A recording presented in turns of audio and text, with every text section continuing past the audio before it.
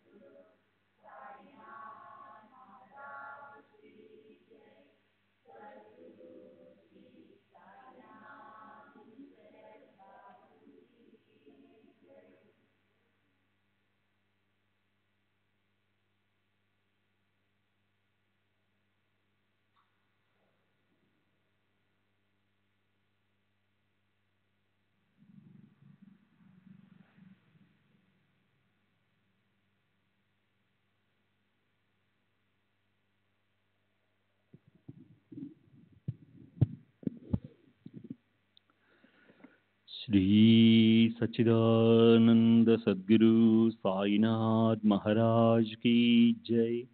सद्गुरु श्री साईनाथ शरद बाबू जी की जय। శ్రీ సాయి భక్త అనుభవ సంహిత సెప్టెంబర్ 23వ తేదీ 1936 దాది అగియారి వీధి బొంబాయి శ్రీ నారాయణాశ్రమ్ సన్యాసి మరియు వేదాశ్రమ స్వామి తారగ్మఠ్ దుర్గాఘాట్ కాశీ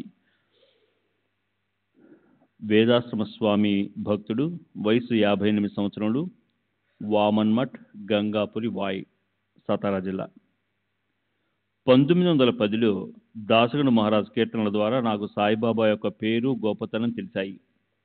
వారు జీవించే ఉన్నారా అని ఆయనను అడిగారు. అవును, షిరిడీలో ఉన్నారు అని చెప్పారు. 5 రోజుల తర్వాత నేను షిరిడి వెళ్ళి వారిని దర్శించాను. ఆ తరువాత 6 నెలల్లో 9 సార్లు షిరిడి వెళ్ళి బాబాను దర్శించడం జరిగింది. అటు పిమ్మడ కూడా తరచూ బాబా వద్దకు వెళ్ళేవాడిని. నేనప్పుడు కస్టమ్స్ శాఖలో పనిచేస్తూ ఉండేవాడిని. 31 సంవత్సరాలు ఉద్యోగం చేసిన తర్వాత 1926లో ఉద్యోగ విరమణ చేసి పింఛన్ తీసుకుంటున్నాను. 1927 నుండి 1930 వరకు నర్మదా ప్రదక్షిణలో గడిపాను. 1931లో సన్యాస దీక్ష స్వీకరించి నారాయణాశ్రం అనే పేరుతో వ్యవహరించబడుతున్నాను. నా పూర్వాశ్రమ నామం టోసర్. 1895లో మొదటిసారిగా నా గురువును కలలో దర్శించాను. తరువాత 1910లో షిరిడి వెళ్లి బాబాను దర్శించినప్పుడు నన్ను కలలో 1895లో ప్రభావితం చేసింది సాయిబాబా అని తెలుసుకున్నాను. నర్మదా నదీ తీరాన నాందోడ్ గుజరాత్ సమీపంలో ఉన్న గరుడేశ్వర్లోని శ్రీ వాసుదేవానంద సరస్వతికి బాబాతో అనుబంధం ఉండేది. వారు 1915లో విదేహులయ్యారు. నేను 1918 తరువాతే శ్రీ వాసుదేవానంద సరస్వతి స్వామిని ఆశ్రయించాను. సాయిబాబా నన్ను వారి సంరక్షణలో ఉంచారని నా నమ్మకం.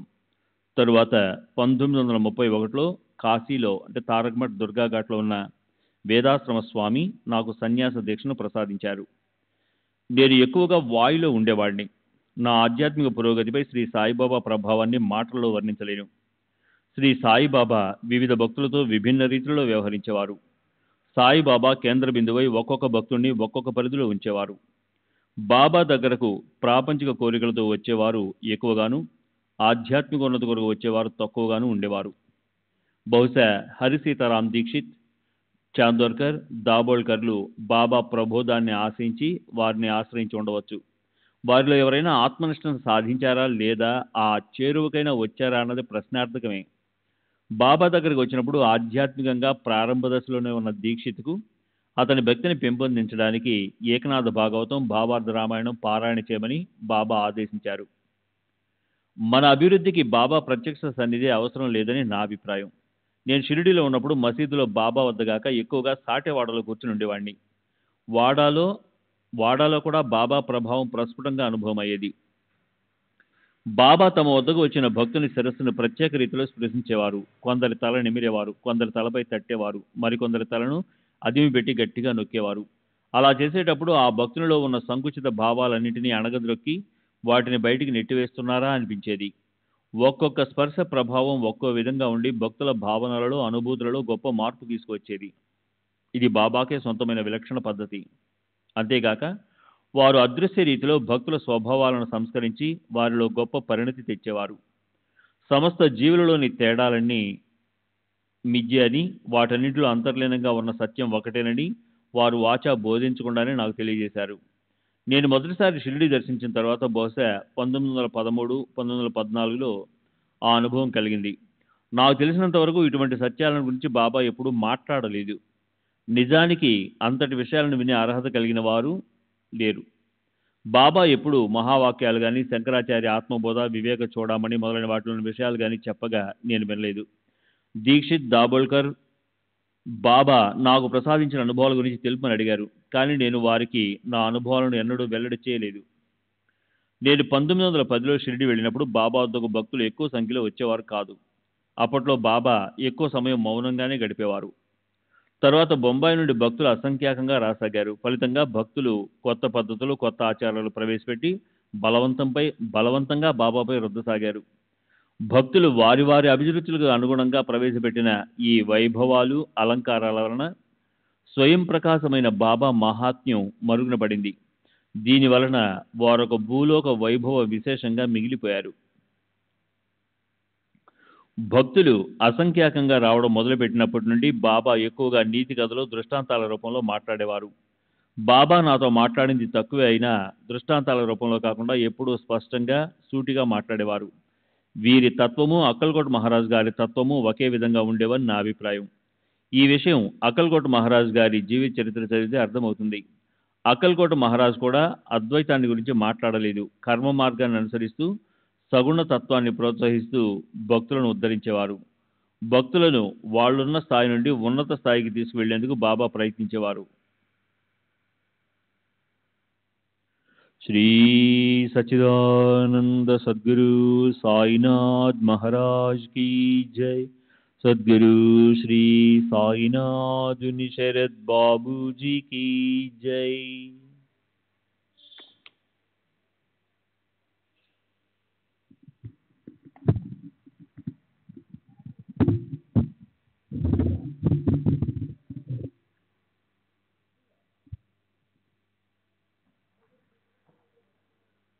నాందేడు అంటే నిజాం రాష్ట్రం సమీపంలోని డాంగర్ టాగ్డి అను గ్రామంలో నివసిస్తున్న బ్రాహ్మణుడు గృహస్థువైన దాజీ మహారాజుని సాయిబాబా తమ సోదరునిగా వ్యవహరించినట్లు దాస్కన్ మహారాజు నాతో చెప్పారు.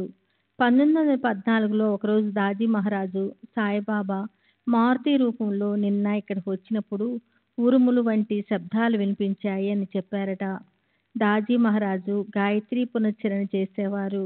వారు 1934లో నిర్యాణం చెందారు. నేను మా తండ్రి గారు మారుతిని పూజించేవాళ్ళం. నేను 1918లో విల్లేపార్లెలోని హనుమాన్ వీధిలో ఒక మందిరాన్ని నిర్మించి దానిలో హనుమాన్ విగ్రహాన్ని ప్రతిష్ఠం చేశాను. సాయిబాబానే హనుమంతుడు అన్న విషయం గుర్తుకు చేసుకొని ఆ మూర్తికి శ్రీ సాయి హనుమాన్ అని పేరు పెట్టాను. ఆ మందిరానికి నా సోదరునికి బహుకరించాను. విల్లేపార్లెలో విగ్రహ ప్రతిష్ఠ జరిగిన రోజే షిరిడీలో వజయ్ అనే బ్రాహ్మణునికి బాబా 25 రూపాయలు ఇచ్చి సత్యనారాయణ పూజ జరిపించమని ఆదేశించారట. ఈ రెండు సంఘటనలు సంబంధం అన్నట్లు భక్తులు చెప్పుకుంటారు. నేను షిరిడీ వెళ్ళిన మొదట్లో సాంప్రదాయాలకు మతాచారాలకు వ్యతిరేకిని, సిద్ధులని లక్ష్య పెట్టేవాడిని కాదు. షిరిడీలో ఉన్నప్పుడు బాబా చావుడు ఉత్సవానికి కూడా అరుదుగా మాత్రమే హాజరయ్యేవాడిని. నా పద్ధతులు చూసిన వాళ్ళెవరైనా నేను బ్రాహ్మణుని చెప్తే నమ్మేవారు కాదు. క్రమంగా నాకు ఆచార వ్యవహారాల పట్ల గౌరవం పెరిగింది. నాకు పెళ్లిగాక ముందు నుండే సన్యాసంపై మక్కువ ఉన్నా అదే 1931లో మాత్రమే సాధ్యమైంది. ఈ మధ్యకాలంలో జరిగిన సంఘటనలు నేను సన్యాసం తీసుకునేందుకు దారితీశాయి. నా ఇద్దరు పిల్లలు పుట్టిన కొంతకాలానికే వారు ఒకరు 1900లో మరొకరు 1915లో మరణించారు. సన్యాసానికి బ్రహ్మచర్యం ప్రధానం. నాకు భార్య ఉన్నప్పటికీ నా బ్రహ్మచర్యానికి ఆటంకం కాలేదు. తల్లిపై ప్రత్యేకమైన మమకారం ఏమీ చూపించకుండా అందరిలో ఒకరిగా మాత్రమే భావించినట్లయితే సన్యాసానికి అవరోధం కాదు. నాకు సన్యాసం తీసుకోవాలనే సంస్కారమే గొప్ప ప్రేరణయింది. శ్రీ సాయిబాబా నాతో కానీ మరెవరితో కానీ సన్యాసాశ్రమం యొక్క ఆవశ్యకతను గురించి కానీ దానిలోని కష్ట నష్టాల గురించి మాట్లాడినట్టు నేను ఎరగను. కులమత మార్పిళ్ళు, ఆచారాలు, గురువు, సాధన పద్ధతుల గురించి బాబా చెప్పేది ఒకటే. ఎవరికి ప్రాప్తించిన దానితో వారు తృప్తి పడుతూ జీవితం కొనసాగించాలని. ఆత్మ సాక్షాత్కారానికి సహాయపడేవాడే గురువు. నీకతడు ఒక మాధ్యమంగా మాత్రమే ఉపయోగపడగలడు. స్వయంగా నీవే సాధన చేసి ఆధ్యాత్మ పురోగతిని సాధించాలి. నేను ఆధ్యాత్మికంగా ఉన్నతి సాధించేందుకు శ్రీ సాయిబాబా నాకెలాంటి మాధ్యమంగా ఉపయోగపడ్డారు. నేను షిరిడీ వెళ్ళకముందు 1900 సంవత్సరంలో కొల్హాపూర్లోని వినాయక్ భట్ సాదలే అను సాధువును కలిశాను. వారు నాచే యోగ వాసిష్టంలోని భాగాలను శ్రద్ధగా పఠింపజేశారు. వారు కూడా నాకొక మాధ్యమమే. ఒక్కో సమయంలో ఒక్కొక్కరి సహాయంతో నిలకడగా సాధన చేసి ఆత్మ సాక్షాత్కారం పొందాలి. మే 21వ తేదీ 1936 శ్రీమతి తారాబాయి సదాశివ్ తర్కడు, శ్రీమతి మేనేజరు, హోలీ సిటీ. శ్రీ సాయిబాబాను వర్ణించడం కానీ వారితో మా అనుబంధాన్ని వివరించడం కానీ అంత సులభం కాదు. బాబాకు సంబంధించిన కొన్ని విషయాలను మాత్రమే ముచ్చరించుకుందాం. ఒకసారి మా పాపకు 15 నెలలప్పుడు జబ్బు చేసింది.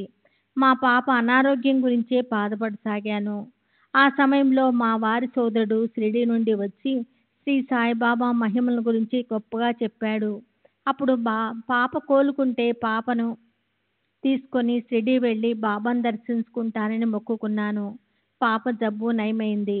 వెంటనే మొక్కు చెల్లించడానికి షిరిడీ వెళ్ళాము.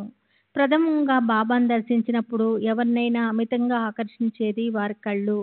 వారి శక్తివంతమైన చూపు మన అనువనువులోనికి చొచ్చుకొని వెళ్ళి పరిశీలిస్తున్నట్టుండేది. ఎవరూ బాబా కళ్ళల్లోకి ఎక్కువసేపు చూడలేకపోయేవారు. వారి నిశిత దృష్టిని తట్టుకోలేక తల వంచి నమస్కరించేవారు. శ్రీ సాయిబాబా గొప్ప మహిమాన్వితులు. బాబాను దర్శించిన వారెవరైనా వారు అంతర్యామి అని, వారు మన హృదయంలోనే కాక శరీరంలోని అనువనువులోనూ ఉన్నారన్న అనుభూతిని పొందుతారు. బాబా మాట్లాడే కొద్ది మాటలు సంజ్ఞలను బట్టి భూత భవిష్యత్ వర్తమానాలు తెలిసిన సర్వజ్ఞులని భక్తులు తెలుసుకుంటారు. బాబాను ఒకసారి దర్శించిన తర్వాత వారికి సర్వస్వ శరణాగతి చెందడం కన్నా చేయవలసింది మరేదీ ఉండదు. జీవితంలో అడుగడుగున ప్రతి చిన్న విషయంలోనూ బాబా మనకు దారి చూపి సహాయపడతారు. బాబా దేవుడని పిలవండి లేదా సహజ స్థితిలోనున్న సత్పురుషుడు అవనండి, వారు అంతర్యామి. శ్రీమతి తారాబాయి సదాశివ్ తర్కడు తమ అనుభవాలను శ్రీమతి మేనేజర్ అనే పేరుతో వెల్లడించారు. అత్యంత శక్తిమంతులైన వారి సన్నిధిలో ఎలాంటి సందేహాలకు భయాలకు తావుండదు. వారిని శరణు వేయడం ఒక్కటే శ్రేయస్కరమని అనిపిస్తుంది. బాబాను దర్శించిన వెంటనే వారికి శక్తి, సర్వజ్ఞత, సర్వవ్యాపకత అనుభవం అవటం మొదలవుతుంది. సర్వకాల సర్వావస్థల యందు వారి కృపాదృష్టి మనపై ఉంటుందని, మనకు ఏ ఆపద వాటిల్లదని నమ్మకం ఏర్పడుతుంది. నేను షిరిడీ వెళ్ళిన మొదటి రోజుల్లో బాబా అంతర్యామిత్వానికి సంబంధించిన నాకు కలిగిన లేదా నేను తెలుసుకున్న అనుభవాలను వివరిస్తాను. ఆ రోజుల్లో షిరిడీ వీధి దీపాలు, పరిశుభ్రత వంటి కనీస సౌకర్యాలు కూడా లేని కుగ్రామం. తర్వాత కాలంలో అభివృద్ధి చెందింది, కానీ అప్పట్లో వీధి దీపాలు లేనందువల్ల షిరిడీ వీధులన్నీ చీకటిగా ఉండేవి. ఒక రాత్రి నేను వీధిలో నడుస్తూ అకస్మాత్తుగా ఆగిపోయాను. నేను ఏదైనా శబ్దం వినో దేన్నైనా చూడటం వల్ల ఆగిపోలేదు. నాకెందుకో ఆగిపోవాలనిపించింది, ఆగిపోయాను. అలాగే కొద్ది సమయం గడిచింది. ఎవరో దీపం తెచ్చారు. ఆ దీపం వెలుగులో చూస్తే నా ముందు ఒక పాము నిశ్చలంగా పడుకొని ఉంది. నేను ఆగుకుంటే తర్వాత వేయబోయే అడుగు పాము మీద పడి ఉండేది. నేను ఒక్క అడుగు వేసి ఉన్నా ఎంతో ప్రమాదం జరిగేది. నాకు అక్కడ పాము ఉందని తెలిసే అవకాశమే లేదు. మరి పాముకు సరిగ్గా అడుగు దూరంలో నేను ఎందుకు అకస్మాత్తుగా ఆగిపోయాను? సరిగ్గా ఆ సమయానికే ఎవరో దీపం తెచ్చి నా ముందున్న ప్రమాదాన్ని చూపించడం ఎలా జరిగింది? వీటన్నిటికీ సమాధానం ఒకటే. అనుక్షణము జాగరూకతతో తమ భక్తులను గమనిస్తూ రక్షిస్తున్న సర్వంత్ర్యామి అయిన బాబా అనుగ్రహమే అది. అలా ఎన్నోసార్లు బాబా నన్ను మృత్యువు నుండి కాపాడారు. ఆ సంఘటనలు తర్వాత చెప్తాను. శ్రీ సచ్చిదానంద సద్గురు సాయినాథ్ మహారాజ్ కి జై. సద్గురు శ్రీ సాయినాథ్ శరత్ బాబూజీ కి జై. మేము మసీదుకి వెళ్ళి బాబా సన్నిధిలో కూర్చునేవాళ్ళం. సాధారణ సమయాలలో ఎవరైనా బాబాను దర్శించవచ్చు. దీనికి ప్రత్యేకమైన అనుమతి కానీ పరిచయం కానీ అవసరం లేదు. ఒకసారి నేను అలా బాబాకు సమీపంలో కూర్చొని ఉన్నాను. ఇంతలో ఒక కుష్ఠరోగి మసీదుకు వచ్చాడు. అతని వ్యాధి బాగా ముదిరి శరీరం నుండి దుర్వాసన వస్తున్నది. శక్తి కూడా బాగా క్షీణించిందేమో. అతి కష్టం మీద పాకుతూ మసీదు 3 మెట్లు ఎక్కి దుని వద్దకు వెళ్ళి తర్వాత బాబాను సమీపించి వారి పాదాలపై తల ఉంచి నమస్కరించాడు. ఇందుకు చాలా సమయమే పట్టింది. నేను ఆ దుర్గంధాన్ని భరించలేక అతను ఎప్పుడు బయటకు వెళ్ళిపోతాడా అని నిరీక్షిస్తున్నాను. కుష్ఠరోగి బాబాకు నమస్కరించి లేచి వచ్చిన విధంగానే పాకుతూ వెళ్ళిపోయాడు. అతడి చేతిలో మాసిన గుడ్డతో కట్టిన మూట ఒకటి ఉంది. అతను వెళ్ళిపోగానే హాయిగా ఊపిరి పీల్చుకొని దేవుడా బ్రతికించావు, అతను వెళ్ళిపోయాడు అని మనసులో అనుకున్నాను.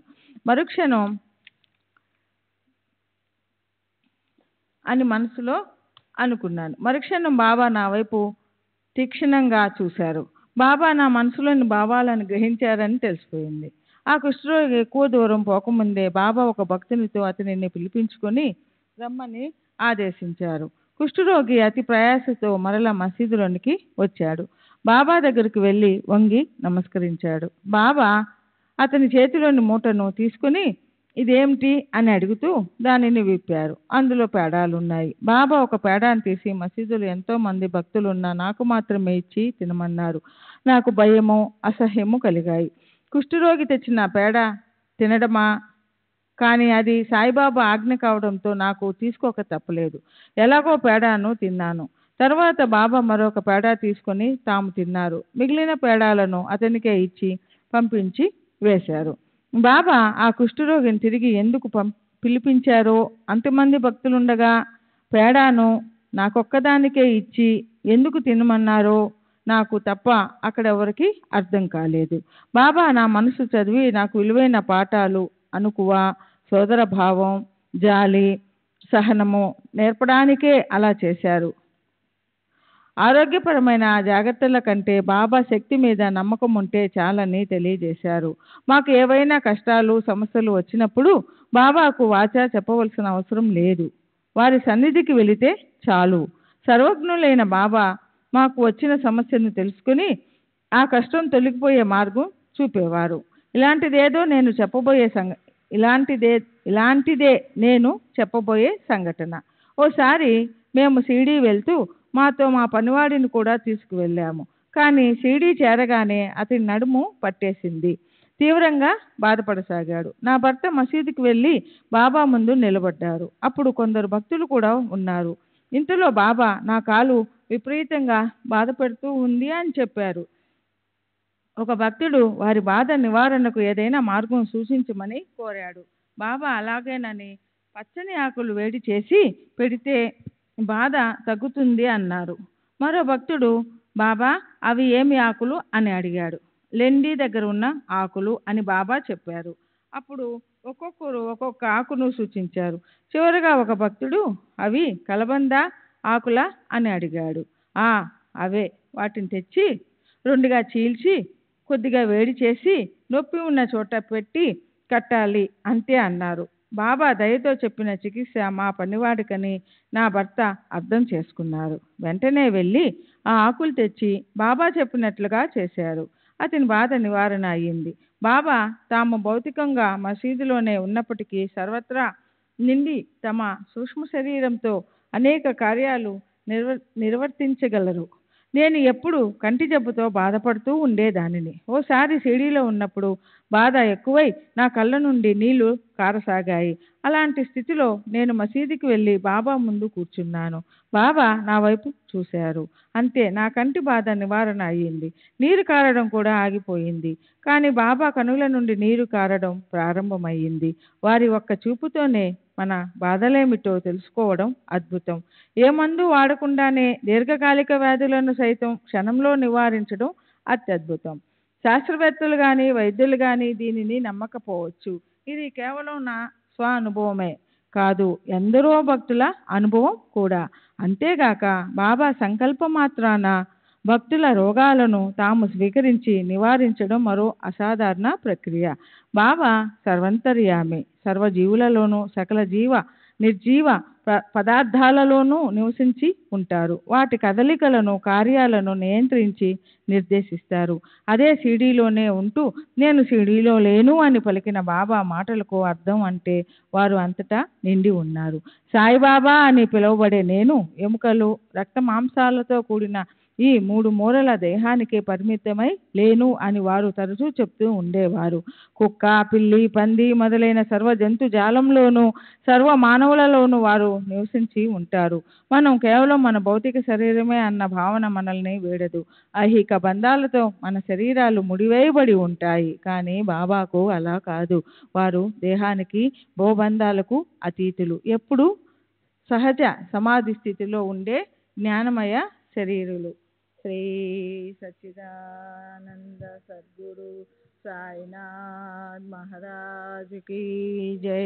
सद्गुरु श्री సాయినాథుని శరత్ బాపూజీ की जय. శ్రీ సాయిబాబాకు ఇతర సాధు సత్పురుషులకు గల ముఖ్యమైన తేడా గమనించదగ్గది. నేను ఎంతోమంది సత్పురుషులను దర్శించి ఉన్నాను. వారు తమ శరీరాన్ని, పరిసరాలను పూర్తిగా మరచి సమాధి స్థితిలోనికి వెళ్ళిపోతారు. తరువాత సమాధి స్థితి వీడి బాహ్య స్పృహలోకి వచ్చి మన హృదయంలో ఏముందో తెలుసుకొని మనకు సమాధానం ఇస్తారు. కానీ సాయిబాబా పద్ధతి విలక్షణమైనది. అత్యున్నత స్థితి పొందేందుకు లేక మరేదైనా తెలుసుకునేందుకు బాబా సమాధి స్థితికి వెళ్ళనవసరం లేదు. వారు ఎల్లప్పుడూ రెండు స్థితుల యందు ఉండేవారు. ఒకటి సాయిబాబాగా షిరిడీలో మెలుగుతూ తమ భక్తుల ఐహిక, ఆధ్యాత్మిక అవసరాలను తీరుస్తూ ఉంటారు.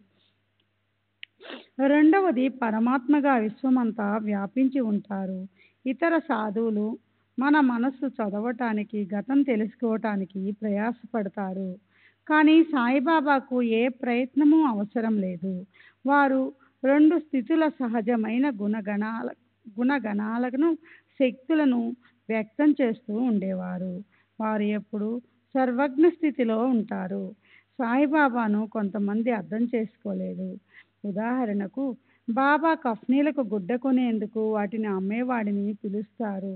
వాడు గజం 8 అనాలు చెప్తే వారు చాలాసేపు బేరం చేసి గజం 5 అనాలకు తగ్గించి 40 గజాలు కొంటారు. అది గమనించిన వారు తొందరపడి బాబా లోబి అని, అత్యాశాపరుడని, డబ్బంటే వ్యామోహం అని అనుకుంటారు.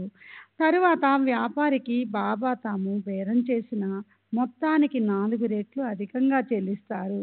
అప్పుడు అదే ప్రేక్షకులు బాబాను ఒక పిచ్చివానిగా, డబ్బు విలువ తెలియనివానిగా అభివర్ణిస్తారు. వారు చేసేది ఆపాత్రదానం అని అందరూ అనుకుంటారు. పై 2 సందర్భాలలోనూ విచక్షణ లేకుండా చేసిన విమర్శలు వాళ్ళు అవగాహన రాహిత్యానికి నిదర్శనాలు. బాబా అలా ప్రవర్తించటానికి నిజమైన కారణం నిగూఢంగా ఉండి, వారు ఎవరికి విశదపరచాలనుకున్నారో ఆ భక్తులకు మాత్రమే బోధపడుతుంది.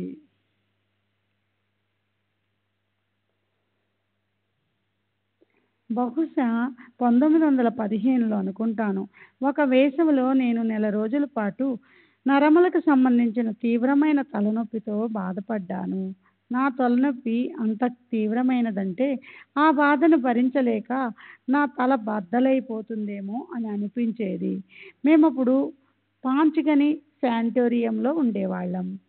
ఎన్నో వైద్య చికిత్సలు చేయించాము.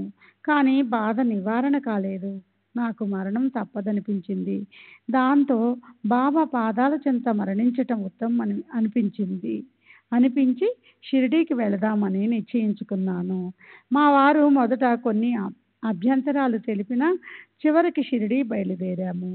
కోపరగాం వద్ద గోదావరి దాటి షిరిడీ వెళ్లేందుకు నది ఒడ్డుకు చేరాము. అప్పుడు నాకు ఒక ఆలోచన వచ్చింది. ఎలాగో చనిపోతున్నాము కదా, చనిపోయే ముందు పవిత్ర గోదావరిలో స్నానం ఆచరిస్తే మంచిదనిపించింది. కానీ చన్నీళ్ళ స్నానం చేస్తే తలనొప్పి ఎక్కువై చావుకు దగ్గరవుతానోమోనని అనిపించి, అంతకుముందు తలనొప్పి ఉన్నప్పుడు చన్నీటి స్నానం చేయటం అన్న ఆలోచన నన్ను వణికించేది. ఏమైతే అది కాని అని తలచి గోదావరిలో స్నానం చేసి బయటికి వచ్చాను. ఆశ్చర్యం! ఎక్కువవుతుందనుకున్న తలనొప్పి శాశ్వతంగా మాయమైంది.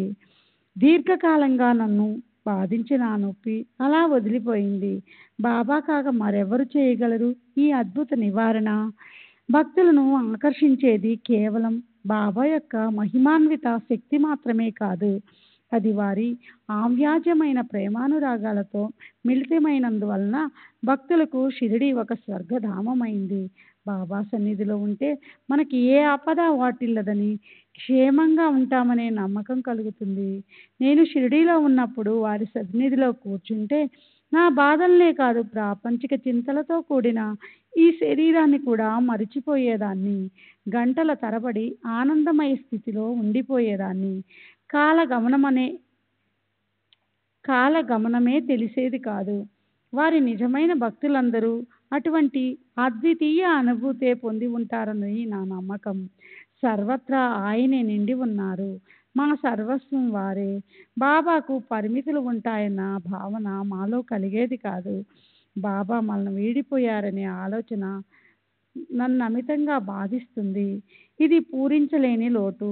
మనలోని జీవం వారితో వెళ్ళిపోయి కేవలం శరీరాలను మాత్రమే మిగిలి ఉన్నామనిపించింది. వారి ప్రత్యక్ష సన్నిధిలో అటువంటి ఆనందమయ క్షణాలను గడిపే అవకాశం ఈనాడు లేదు.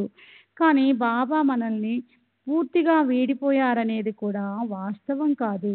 వారు ఇప్పటికీ ఉన్నారు. వారి శక్తి, రక్షణ మనకు ఎన్నో సందర్భాలలో అనుభవం అవుతూనే ఉంటాయి. కానీ వీటన్నింటినీ వారి ప్రత్యక్ష సన్నిధిలో లభించే ఆనందంతో పోల్చలేము. వారు విదేహులైనప్పటికీ వారి రక్షణ, సహాయము మనకు అందుతూనే ఉందన్న దానికి నిదర్శనంగా కొన్ని సంఘటనలు వివరిస్తాను. శ్రీ సచ్చిదానంద సద్గురు సాయినాథ్ మహారాజ్ की जय सद्गुरु श्री साईनाथ शरद बाबू जी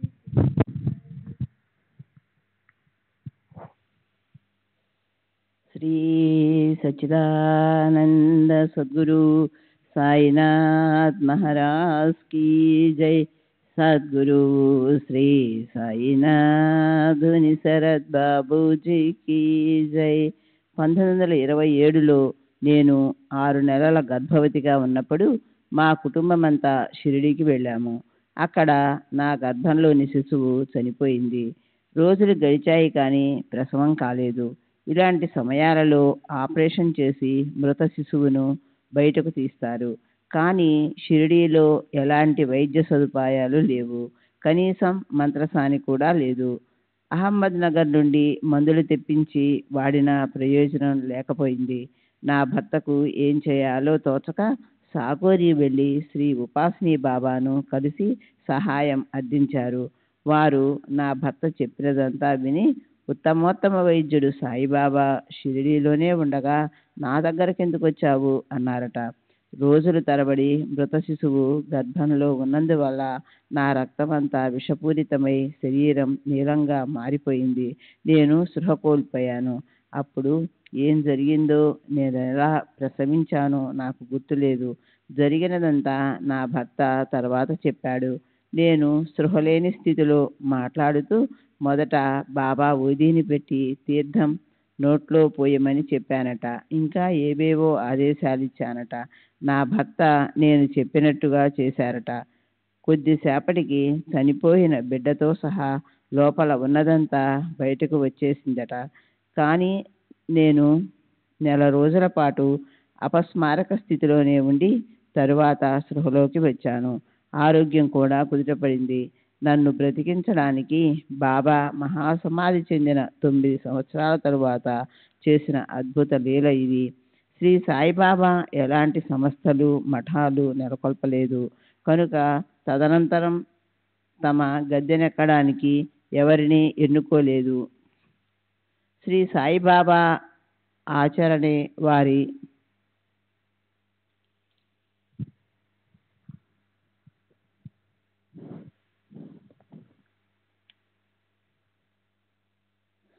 శ్రీ సాయిబాబా ఆచరణే వారి సుగుణాలను బహిర్గతం చేస్తుంది.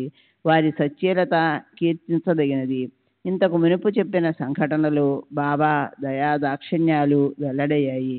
బాబా కృపాశిస్సులు వారి దగ్గరకు వచ్చిన భక్తులపై మాత్రమే కాకుండా షిరిడీ నుండి ఎంతో దూర ప్రాంతాలలోనున్న భక్తులపై కూడా వర్షిస్తాయి. 1914-19లో ప్రపంచ యుద్ధం జరుగుతున్నప్పుడు వేల మైళ్ళ దూరంలో ఐరోపాలోనున్న తన భక్తులు ప్రమాద స్థితిలో ఉన్నప్పుడు వాళ్లను ఆదుకొని మృత్యువు నుండి కాపాడారు. వారు దయాస్వరూపులే కాక వారి న్యాయదృష్టి నిష్పక్షపాత వైఖరి ఎనలేనిది. అవసరమైతే ఎవరినైనా తన బిడ్డను కూడా త్యాగం చేయడానికి సిద్ధపడాలని బాబా చెప్పేవారు. పేద ధనిక తారతమ్యాలు లేకుండా అందరినీ సమానంగా ఆదరించేవారు. వారి దగ్గరకు గొప్ప గొప్ప అధికారులైన కలెక్టర్లు, రెవెన్యూ కమిషనర్లు వచ్చేవారు. మమల్తాదారులు, డిఓలు, డీసీలు, క్రింద స్థాయి ఉద్యోగులు ఎంతోమంది వచ్చేవారు. బాబా దృష్టిలో అందరూ సమానులే. ధనము, హోదా ప్రాతిపదికగా ఎవరిపై ఎట్టి ప్రత్యేకత చూపేవారు కాదు. అందరికీ అన్ని వేళలా అందుబాటులో ఉండటం బాబాలోని గొప్ప విశేషం. ఎప్పుడైనా ఏ సమయంలోనైనా వారిని దర్శించుకోవచ్చు. నా దర్బారు అన్ని వేళలా తెరిచే ఉంటుంది అని బాబా చెప్పేవారు. ఆయన ఇతరుల నుండి భయపడి దాచుకోవలసిన, సిగ్గుతో కప్పిపుచ్చుకోవలసిన విషయాలేవీ లేవు. వారి చర్యలన్నీ బాహాటంగా ఉండేవి. బాబా జీవితానికి సంబంధించిన మరో విలక్షణ అంశం, వారు ఎలాంటి బాధల బందీ లేకుండా స్వేచ్ఛగా జీవితం గడిపేవారు. బాబా నిర్వహించడానికి ఎలాంటి సంస్థలు మఠాలు లేవు. సంరక్షించుకోవడానికి ఎలాంటి ఆస్తులు లేవు. భిక్ష చేసి నిరాడంబరంగా జీవించేవారు. వారు ప్రతిదినం భక్తుల నుండి దక్షిణలు స్వీకరించేవారు, కానీ ఆ మొత్తాన్ని భక్తులకే పంచిపెట్టేవారు. బాబా సశరీరులుగా ఉన్న చివరి 9 సంవత్సరాలు తాత్యాకు, బడే బాబాకు ప్రతిరోజు 110 రూపాయలు ఇచ్చేవారు. బాబా సమాధి చెందినప్పుడు వారి జేబులో తమ అంత్యక్రియలకు అవసరమైనంత డబ్బు మాత్రమే మిగిలి ఉంది. వారి మనోనిగ్రహం, వైరాగ్యము చెప్పుకోదగినవి. జిహ్వ చాపల్యంతో సహా ఇంద్రియాలన్నీ వారి అధీనంలో ఉండేవి. వారికి ఏ విషయం పట్ల మమకారం ఉన్నట్లు ఎవరు గమనించలేదు. బాబా దాతృత్వం ఎనలేనిది. వారు ప్రతినిత్యం భక్తులకు 110 రూపాయల వరకు ఇవ్వడమే కాక వారికి సమర్పించిన కానుకలను కూడా పంచేవారు. కొందరు వారు ప్రతిదినం పంచే మొత్తం 300 రూపాయలు అంటారు, కానీ అది వాస్తవం కాదు. వారి కీర్తిని తెలియజేసేందుకు ఇటువంటి అతిశయోక్తులు అవసరం లేదు. బాబా గొప్పతనం చాటేందుకు వాస్తవ విషయాలే చాలు. ఫకీర్లు, భజన బృందాలు బాబాను దర్శించినప్పుడు వాళ్లకు ధారాళంగా డబ్బు బహుమతులు ఇచ్చి పంపేవారు. బాబా ప్రసాదించే ఆధ్యాత్మిక ప్రగతి, వారు బోధించే పద్ధతి ఇతరులకు తెలియనిచ్చేవారు కాదు. భగవంతుని గురించి వారు అరుదుగా మాట్లాడేవారు. ఆ సందర్భంలో భక్తిభావంతో ఆర్తిగా ఒక భగవద్భక్తుని వలె పలికేవారు. వారు ఆధ్యాత్మిక సాధనలు చేసినట్లుగా ఎవరూ చూసి ఎరుగరు. ప్రతి ఉదయం ధుని దగ్గర కూర్చొని చేతులు వేళ్ళు తిప్పుతూ ఏవేవో సంజ్ఞలు చేస్తూ హక్, దేవుడు అని మాత్రం ఉచ్చరిస్తూ ఉండేవారు. ఆ సంజ్ఞలు ఎవరికీ అర్థమయ్యేవి కావు. శ్రీ సచ్చిదానంద సద్గురు సాయినాథ్ మహారాజ్ కీ జై. సద్గురు శ్రీ సాయినాథుని శరత్ బాబూజీ కీ జై. శ్రీ సచ్చిదానంద సద్గురు సాయినాథ్ మహారాజ్ కీ జై. సద్గురు శ్రీ సాయినాథుని శరత్ బాబూజీ కీ జై. పవిత్రత, శక్తి, నియమపాలన, వైరాగ్యం ఎప్పుడూ వారిలో కనిపించేవి. బాబా ఎప్పుడూ భిక్షాటనతోనే జీవించారు. వారు అనారోగ్యంతో ఉన్నప్పుడు కూడా భిక్షాటన మానేవారు కాదు. బాబా ప్రతిదినం ఎప్పుడూ వెళ్ళే కొన్ని ఇండ్లకు మాత్రమే వెళ్ళి పరిమితంగానే భిక్ష తీసుకునేవారు. భిక్ష ద్వారా వచ్చిన పదార్థాలలో కొంత తిని మిగతా పదార్థాలను పంచిపెట్టేసేవారు. బాబా సాధారణంగా మాట్లాడిన మాటలను అర్ధరహితాలని కొందరు వ్యాఖ్యానిస్తారు. వాళ్ళ భావన ఆ విధంగా ఉంది కాబట్టి, పైగా ఆ మాటలు వాళ్లను ఉద్దేశించినవి కాదు కాబట్టి వాళ్లకు అవి నిస్సందేహంగా అర్ధరహితాలే అవుతాయి. ఎవరి శ్రేయస్సు కోసం బాబా ఆ మాటలు పలికారో వాళ్ళు మాత్రమే మాటలలోని మర్మాన్ని అర్థం చేసుకుంటారు. జయామణి జైసా బావా తయా తైసా అనుభవ. ఏ భావంతో మనం బాబాను దర్శిస్తామో అదే విధమైన అనుభవాన్ని మనకు వారు కలుగజేస్తారన్నది దీని భావం. బాబా తమకి ఎలాంటి సుఖాలు, సౌకర్యాలు ఏర్పాటు చేయమని అడిగేవారు కాదు. బాబా ఉంటున్న మసీదు మొదట్లో శిథిలమై పడిపోయేట్లు ఉండేవి. భక్తులు దానిని మరమ్మత్తు చేయదలచి బాబా అనుమతి అడిగారు. బాబా ఒప్పుకోలేదు. కానీ భక్తులు పట్టుబట్టి బాబా చావడిలో నిద్రించే రాత్రి వేళల్లో మసీది మరమ్మతులు పూర్తి చేశారు. షిరిడీలో మేము ఉపాసనీ బాబానే కాక మరెందరో మహాత్ములను కలిశాము. షిరిడీలో రాధాకృష్ణాయి అను బ్రాహ్మణ వితంతువు బాబా సేవ చేసుకుంటూ గడిపేది. బాబా ఆరతికి కావలసిన ఏర్పాట్లు చూసుకునేది. ఆమె వివిధ వస్తువులను తెమ్మని భక్తులను పురమాయించేది. ఆమెను అందరూ ఎంతో గౌరవభావంతో చూసేవారు. 1915 ప్రాంతంలో మేము షిరిడీ వెళ్ళినప్పుడు సాయిబాబా మమ్మల్ని ఆయి ఇంటికి వెళ్ళమని ఆదేశించారు. అలాగే మేము వెళ్ళి వసతి కల్పించమని ఆమెను అడిగాము.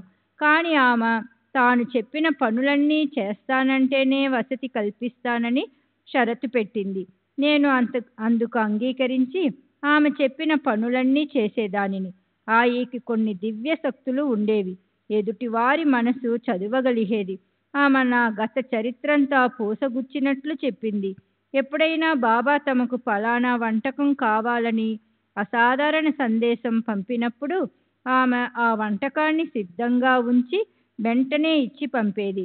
నాకు ఏదైనా సందేశం వచ్చినప్పుడు నా మనస్సు చదివి నేను ఇవ్వదలిచిన సమాధానాన్ని ముందే ఆమె చెప్పేది. ఆయికి సాయిబాబాపై అమితమైన భక్తి శ్రద్ధలు ఉండేవి. ఆమె బాబా సంస్థానానికి చేసిన సేవలు ఎనలేనివి. కానీ ఆమె చాలా పరుషంగా మాట్లాడేది అని చెప్పక తప్పదు. అందువల్ల ఎవరూ ఆమెతో సఖ్యతగా ఉండేవారు కాదు. బహుశా మాలో సహనాన్ని పెంచేందుకే బాబా మమ్మల్ని ఆయి ఇంటికి పంపించి ఉండవచ్చు. బాబా ఆధ్యాత్మిక బోధన ప్రత్యేకంగా ఉండేది. వారు ఎవరికీ మంత్రోపదేశం చేయలేదు. వారు ఎప్పుడూ యోగా, ప్రాణాయామం, కుండలిని మొదలైన వాటి గురించి మాట్లాడలేదు. కానీ ఆయా మార్గాలలో సాధన చేసేవారికి ఏదైనా సమస్య వచ్చినప్పుడు సాయిబాబాను ఆశ్రయిస్తే వారు ఆ లోపాన్ని సరిదిద్ది పంపేవారు. ఆసనాలు, ప్రాణాయామం అభ్యసిస్తున్న ఒక వ్యక్తికి వాటిలో ఏదో పొరపాటు జరిగి రక్త విరేచనాలు కాసాగాయి. అతను బాబా వద్దకు వచ్చి షిరిడీలో కొద్ది రోజులు ఉన్న తరువాత అతని ఆరోగ్యం కుదుటపడింది. మే 4వ తేదీ 1936 పూనా.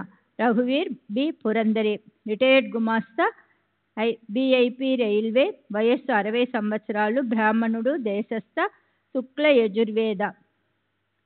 తండ్రి భాస్కర పురందరే, ప్రస్తుత నివాసం సాయినాథ్ ఆశ్రమం, బాంద్రా. నాకు మొదటి నుండి సాధు సత్పురుషులను ఆశ్రయించాలనే కోరిక ఉండేది. నేను 1909లో మొదటిసారిగా సాయిబాబా పేరు విన్నాను. వారొక సత్పురుషుడని విని ఆకర్షితుడినయ్యాను. తరువాత వారు నా కలలో కనిపించి షిరిడీ రమ్మన్నారు. అప్పుడు మా పెద్ద పాపకు 6 నెలల వయసు. అనారోగ్యంగా ఉండటంతో నేను షిరిడీ వెళ్లేందుకు మా అమ్మ అభ్యంతరం చెప్పింది. కానీ నేను పట్టుబట్టి వాళ్ళను కూడా నాతో షిరిడీ తీసుకెళ్లాను. మేము షిరిడీ చేరిన 3 రోజులకు పాపకు నయమైంది. కానీ మేము ఇంటికి వెళ్ళడానికి బాబా అనుమతి ఇవ్వలేదు. 13 రోజులు షిరిడీలోనే ఉంచారు. నేను బాబాను ఏ కోరిక కోరలేదు. బాబా నా గురించి మా అమ్మతో చెబుతూ, మా అనుబంధం 7 శతాబ్దాల నాటిది. నేను అతనిని మరచిపోను. అతను 2000 మైళ్ళ దూరంలో ఉన్నా నేను ఎప్పుడూ గుర్తుంచుకునే ఉంటాను.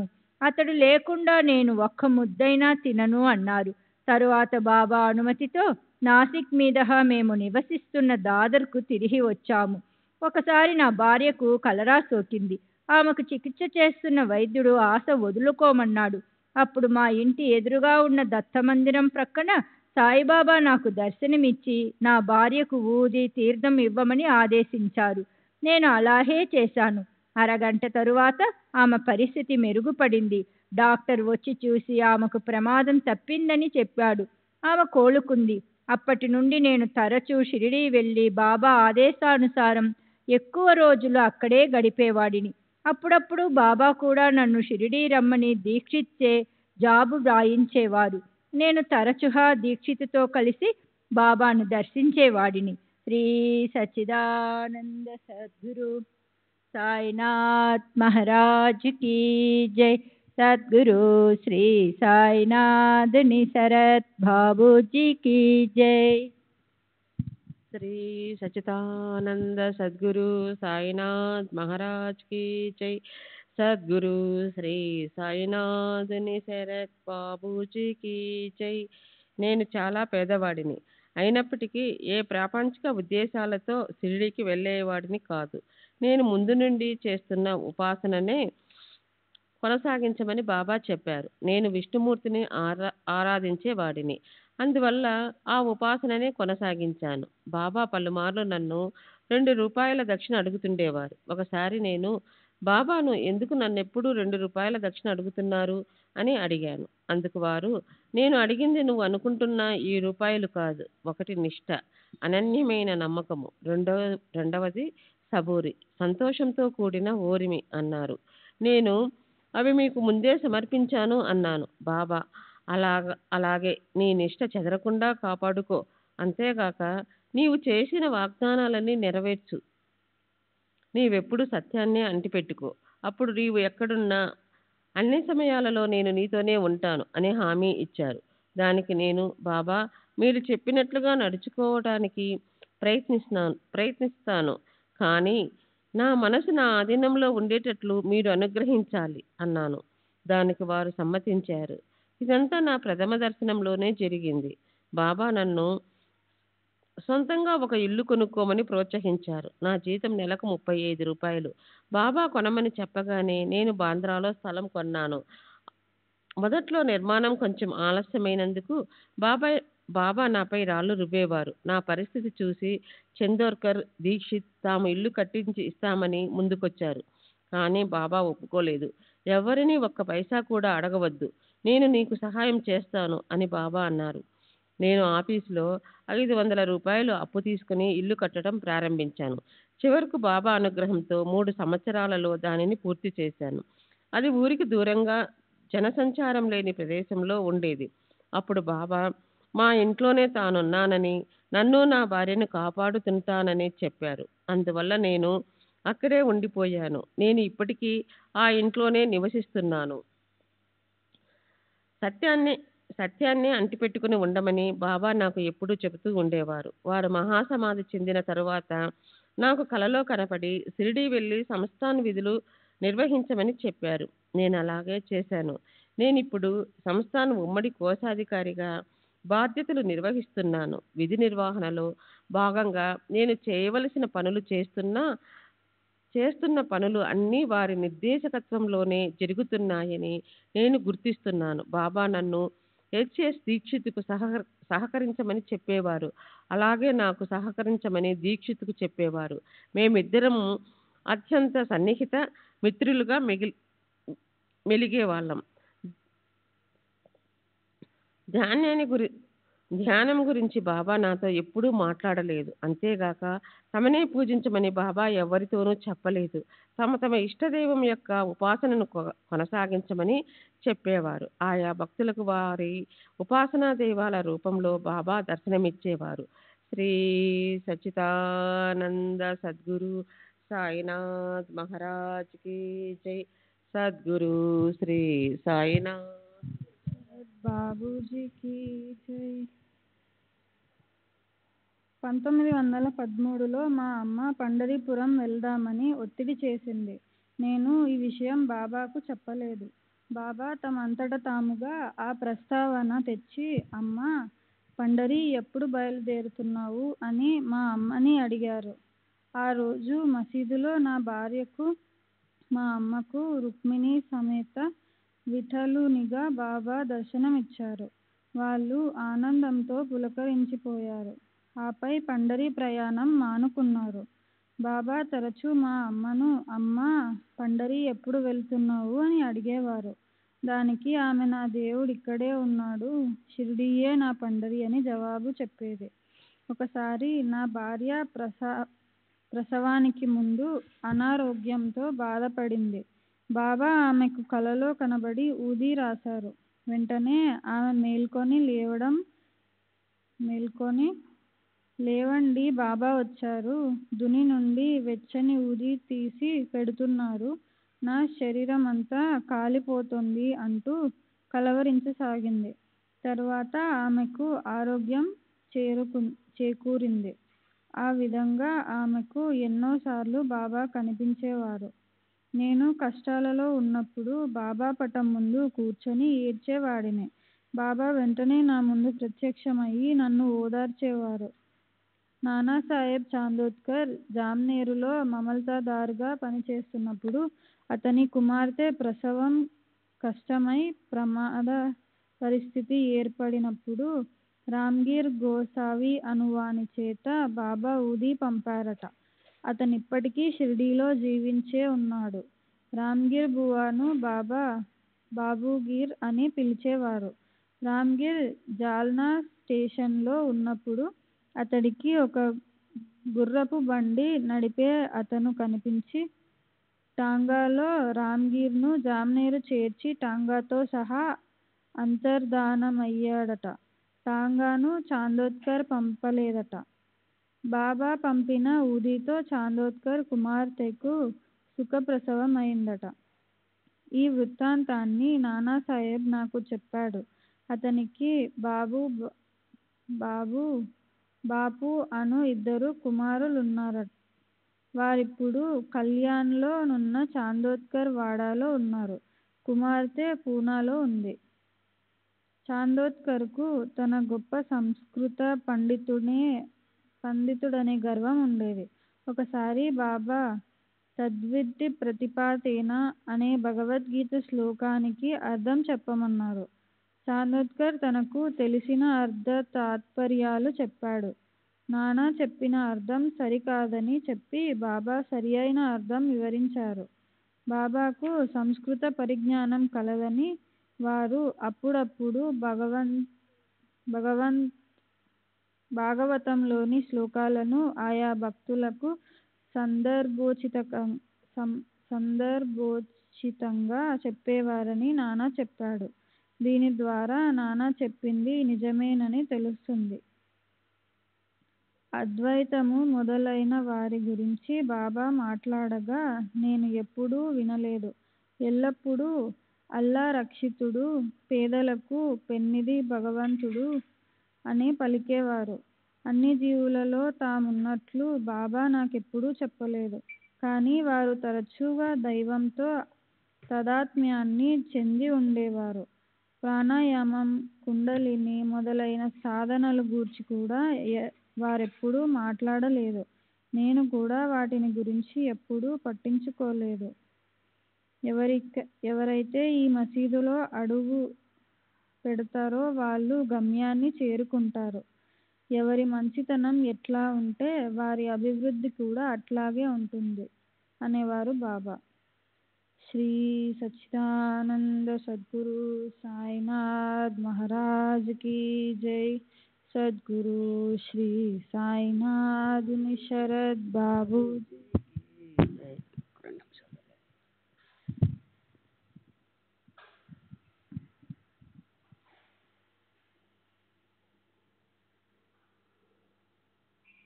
బాబా దేహత్యాగం ముందుగానే సూచించుట. 1926 విజయదశమి నాడు షిరిడీలో శిలంగమనం ఉత్సవం జరుగుతూ ఉంది. ఆ రోజు గ్రామస్తులందరూ శమి వృక్షాన్ని పూజించి శమి ఆకులు ఒకరికొకరు పంచుకుని ఊరి పొలిమేరు దాటుతారు. అదే శిలంగమనం. ఆ రోజు బాబా కోపవేషాలతో ఉగ్రరూపం దాల్చారు. తమ కప్ని, లంగోటి, తలగుడ్డ అన్నీ దునిలో వేసి తగలబెట్టారు. భక్తులు వారిని సమీపించి బాబా ఈ పర్వదినాన మీరు ఎందుకు ఇలా చేస్తున్నారు అని అడిగారు. అప్పుడు బాబా ఇదే నా శిలంగనం అంటే సరిహద్దులు దాటడం అని చెప్పారు. ఈ సంఘటన బాబా మహాసమాధి చెందడానికి 1918 విజయదశమికి సరిగ్గా 2 సంవత్సరాల ముందు జరిగింది. 2 గంటలు బాబా అలా నగ్నంగా ఉన్న తర్వాత భక్తుల బలవంతంపై కొత్త లంగోటి, కప్ని, తలగుడ్డ ధరించారు. పండుగ నాడు అందరూ కొత్త బట్టలు ధరించే విధంగా బాబా కొరకు భక్తులు ఎప్పుడు కొత్త బట్టలు సిద్ధంగా ఉంచేవారు. అదే రోజు అనారోగ్యంతో ఉన్న రామచందర్ దాదా పాటేల్తో తాత్యా పాటేలు 2 సంవత్సరాల తరువాత ఇదే రోజున మరణిస్తాడు అని బాబా చెప్పారు. వారు చెప్పినట్టుగా 2 సంవత్సరాల తర్వాత తాత్యా తీవ్రంగా జబ్బు పడ్డాడు. దసరాకు వారం రోజుల ముందు నుండి బాబా కూడా అనారోగ్యంతో ఉన్నారు. తాత్యా కోలుకున్నాడు. కానీ బాబా నిర్మాణం చెందారు. తాత్యాను బతికించేందుకే బాబా తమ ప్రాణాన్ని పణంగా పెట్టారని అందరూ అనుకున్నారు. ఇలాంటి సంఘటనలు ఇతర మహాత్ముల జీవితంలో కూడా జరిగాయి. ఈనాటికి బాబా తమ భక్తులను కాపాడుతూ ఉన్నారు. నా జీవితంలో జరిగిన మరో సంఘటన వివరిస్తాను. 1932లో నేను కీళ్లు జబ్బుతో తీవ్రంగా అనారోగ్యానికి గురి అయి మృత్యువుకు దగ్గరయ్యాను. యమదూతలు నా ప్రాణాన్ని తీసుకువెళ్ళడానికి సమీపిస్తున్నారు. అప్పుడు బాబా వచ్చి నా మంచంపై కూర్చుని నా చేతిని తీసుకుని తమ ముఖాలపై ఉంచారు. సమీపిస్తున్న యమదూతలను తమిరి కొట్టి నన్ను రక్షించారు. బాబా సమాధి చెందడానికి 12 లేక 15 రోజుల ముందు నన్ను దీక్షత్ను బొంబాయి వెళ్ళిపోమని ఆదేశించారు. నేను చాలా దూరం వెళుతున్నాను, మీరు నన్ను తరువాత అనుసరించండి అని చెప్పారు. ఇంకా నా సమాధి సమాధానం ఇస్తుంది, నా నామం పలుకుతుంది, నా మట్టి మాట్లాడుతుంది అన్నారు. మేము వెళ్ళిపోయాము. అప్పటికి బాబాకు ఎలాంటి సుత్తి లేదు కనుక బాబా దేహత్యాగం చేస్తారని మేము ఊహించలేదు. అంతకు మునుపు కూడా వారు అవే మాటలు పలికే ఉన్నారు. ఆ మాటల్లోనే ఆంతర్యం అప్పుడు మాకు బోధపడలేదు. నాకు కోపం ఎక్కువ, త్వరగా ఆవేశానికి లోనయ్యేవాడిని. బాబా తరచుగా నాతో నీవెవరినైనా దూషించినా దండించినా వారితో గొడవకు దిగవద్దు, నీవు సహించలేకుంటే 1-2 మాటలతో సమాధానం ఇవ్వు, లేదా ఆ చోటు నుండి వెళ్ళిపో, అంతేగాని వారితో పోటాడవద్దు. కిస్కి సే వాదా వాదే బరోబరి కరోనా నహి, మీరు ఎవరితోనైనా తగువు పెట్టుకుంటే నాకు ఆశయము బాధ కలుగుతుంది అని పలికేవారు. ఈ హితవాక్కులు నాతోనే కాక ఇతర భక్తులతోనూ అనేకసార్లు చెప్పేవారు. బాబా ఎప్పుడూ నాకు తెలిసినంత వరకు కైలాసం, వైకుంఠం, స్వర్గం, జీవితం యొక్క లక్ష్యం, మోక్షం గురించి మాట్లాడడం లేదు. కానీ ఒక్కసారి నా కాకాను విమానంలో తీసుకెళ్తాను అన్నారు.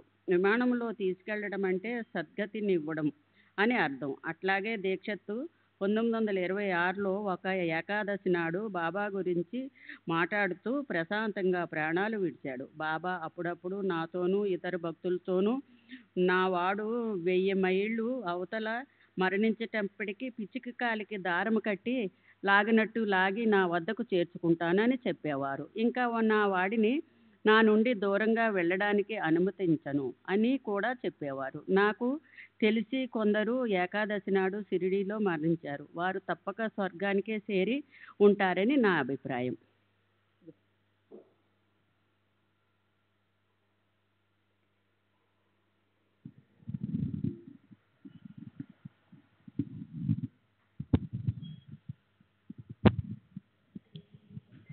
आनंद सद्गुरु साईनाथ महाराज की जय।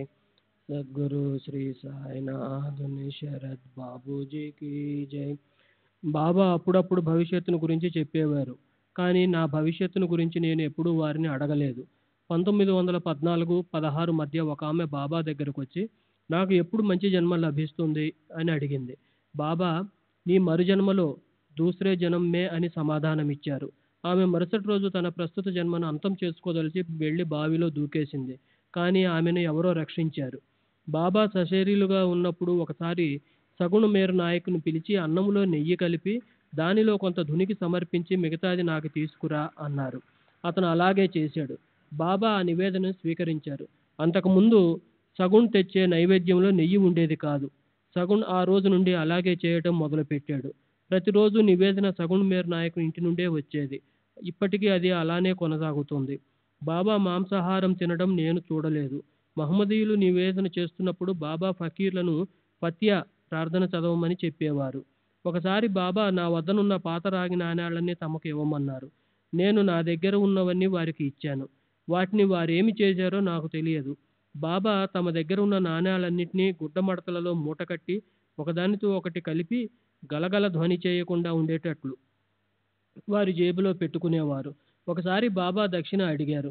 నా వద్ద ఉన్నదంతా ఇచ్చేశాను. ఇంకొకసారి ఇలాగే నా దగ్గర ఉన్న నాణేలన్నీ బాబాకి ఇచ్చేశాను కదా అని అనుకుంటున్నప్పుడు నీ జేబులో 2 అణాల నాణెం ఒకటి మిగిలి ఉంది చూడు అన్నారు. చూస్తే నిజంగానే ఉంది. దానిని కూడా వారికి ఇచ్చేశాను. బాబా చాలామంది భక్తుల దగ్గర ఉన్న డబ్బంతా తీసుకునేవారు. వారు అలా ఎందుకు చేసేవారో నాకు తెలియదు. కొందరు భక్తులు బాబాను అంత డబ్బు ఎందుకు తీసుకుంటారని అడిగేవారు. నేను అందరినీ అడగను. ఆ ఫకీరు దేవుడు ఎవరిని చూపిస్తారో వాళ్ళనే అడుగుతాను. కానీ బదులుగా వాళ్ళకి నేను తీసుకున్న దానికి 10 ఇంతలు ఇవ్వవలసి ఉంటుంది. నేను నా సొంతానికి ఏమీ తీసుకోను. నాకు ఏ సంసారమూ లేదు అని జవాబు ఇచ్చేవారు. గాయకులకు, వీధి నాటకాల వారికి, ఫకీర్లకు బాబా ధారాళంగా డబ్బులు ఇచ్చేవారు. ధుని కోసం బాబా మోపుల కొద్దీ కట్టెలు కొనేవారు. మాలేగం ఫకీర్కు బడే బాబా, బడే మియా అని బాబా పిలిచేవారు. బాబా నుండి అధిక మొత్తంలో డబ్బు లభించేది. శ్రీ సచ్చిదానంద సద్గురు సాయినాథ్ మహారాజ్ की जय। सद्गुरु श्री साईनाथ शरद बाबूजी की जय।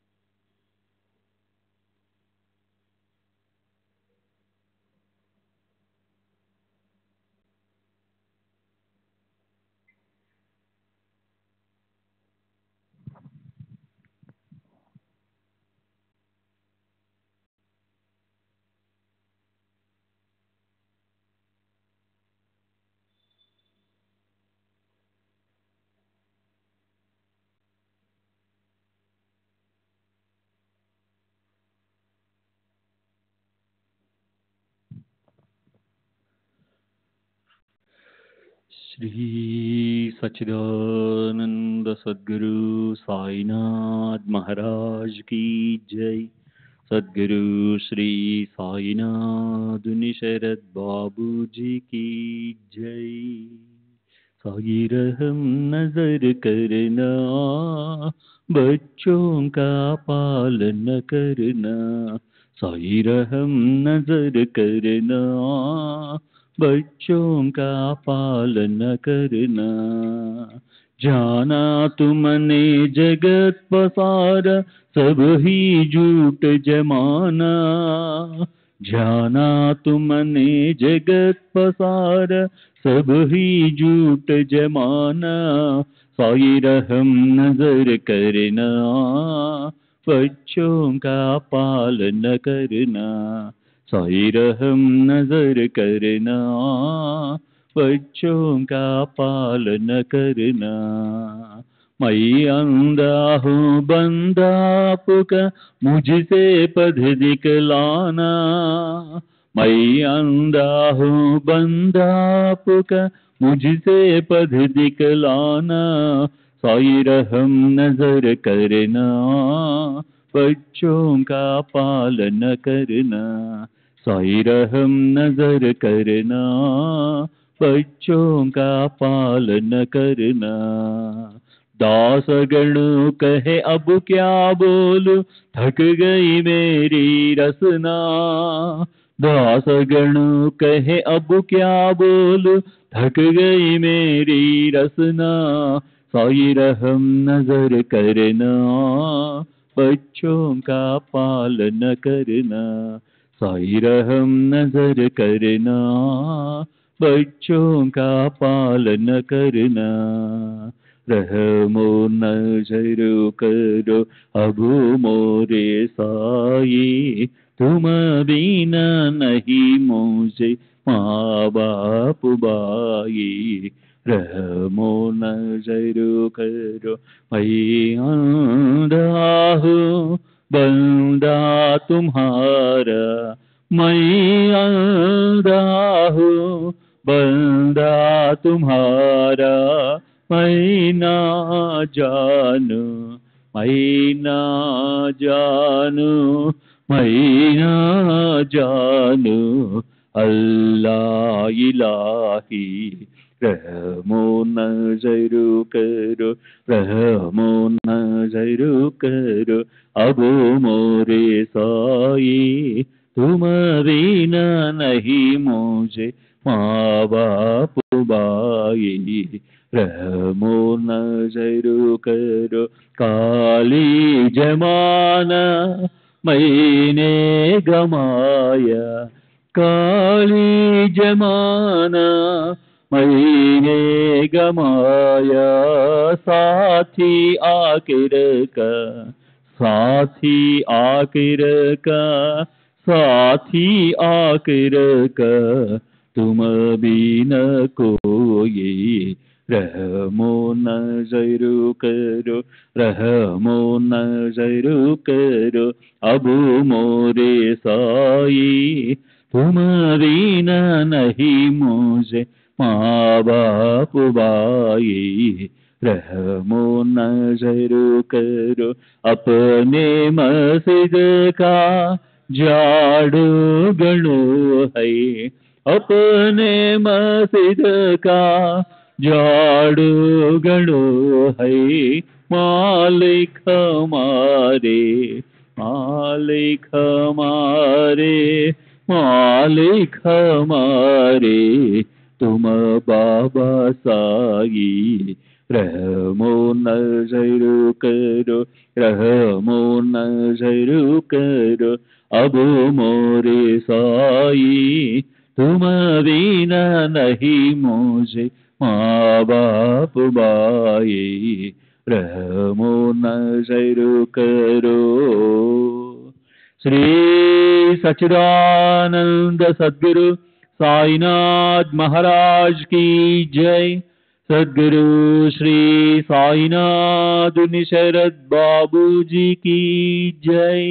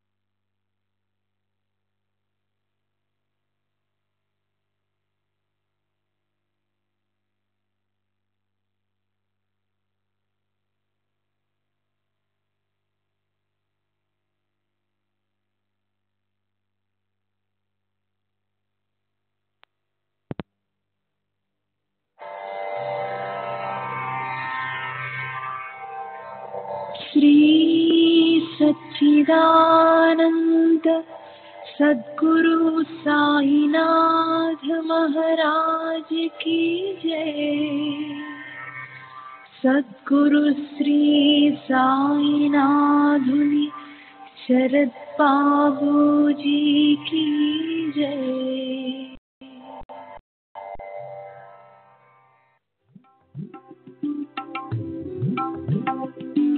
साई बाबा साई बाबा साई बाबा साई बाबा।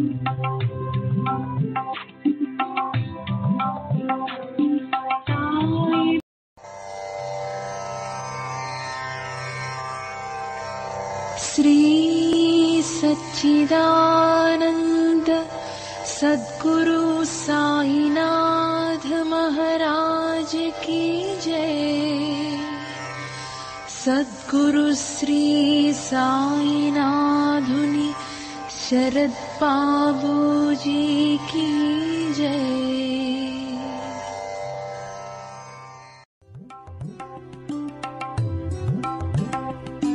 साई बाबा साई बाबा साई बाबा।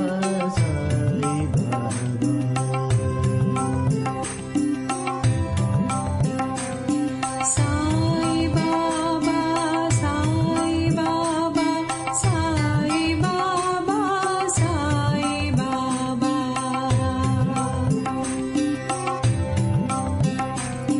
साई बाबा साई बाबा साई बाबा साई बाबा।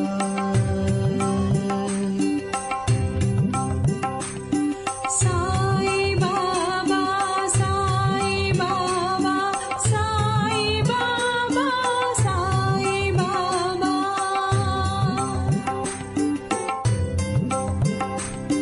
साई बाबा साई बाबा साई बाबा साई बाबा साई बाबा साई बाबा साई बाबा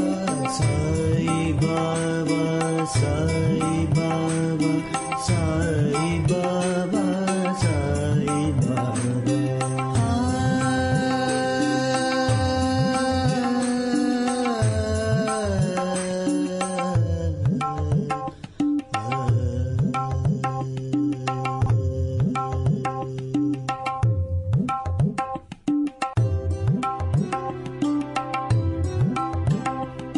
साई बाबा साई बाबा साई बाबा साई बाबा।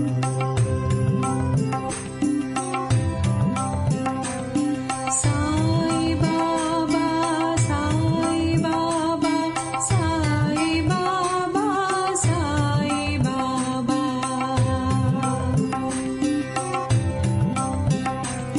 साई बाबा साई बाबा साई बाबा साई बाबा।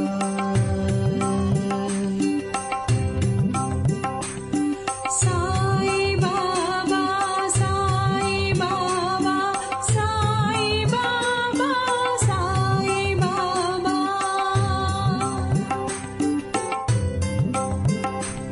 साई बाबा साई बाबा साई बाबा साई बाबा साई बाबा साई बाबा साई बाबा साई बाबा साई बाबा साई बाबा साई बाबा।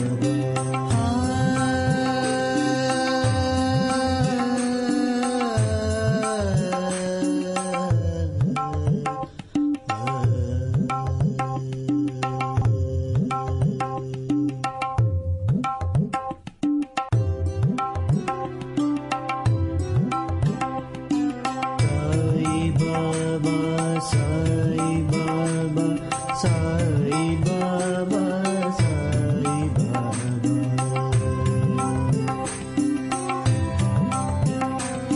साई बाबा साई बाबा